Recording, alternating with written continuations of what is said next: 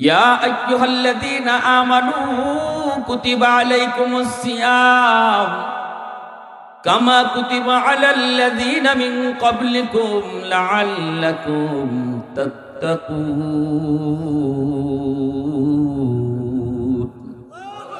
আল্লাহ পাক রব্বুল আলামিন কয়, ঈমানওয়ালারা শোনো, আমি আল্লাহ তোমাদের জন্য রমজান মাসে রোজাকে ফরজ করেছি।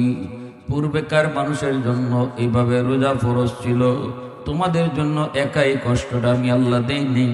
তোমাদের আগে অনেক উম্মতের জন্য রোজা ফরজ ছিল। অতএব বান্দা শুন, এই কষ্টটা শুধু তোমার একা নয়।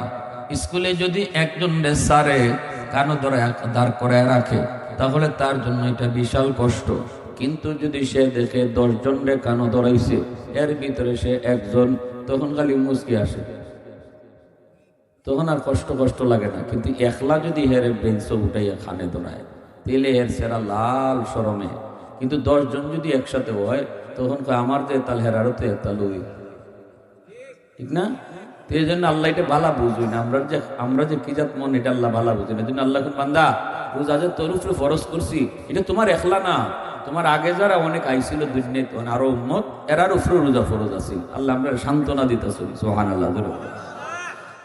এইবার যদি আমি আল্লাহকে জিজ্ঞেস করি, মালিক, সকাল থেকে সন্ধ্যা পর্যন্ত আমারে তুমি না খাওয়ায় রাখছো, রোজা রাখার কথা কইয়া লাভটা কি আমার? সারাদিন না খেয়ে থাকার লাভটা কি?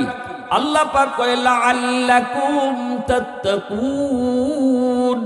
ও বান্দা, তুমি যদি রমজানের রোজা রাখো, না খেয়ে থাকো, ফায়দা হলো তুমি নিজে মুত্তাকি হয়ে যাবা। মুত্তাকি হওয়ার অর্থ হলো তুমি আমার বন্ধু হয়ে যাবা।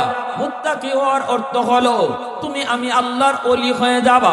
মুত্তাকি হওয়ার অর্থ হলো তুমি ভুল পথ চাইরা জান্নাতের পথ পাই যাইবা। যদি তুমি রমজান মাসে রোজা রাখো আর রোজার হক তুমি আদায় করো, তুমি কেরেম খেলা রোজা নষ্ট করো না, লুড্ডু খেলা রোজা নষ্ট করো না।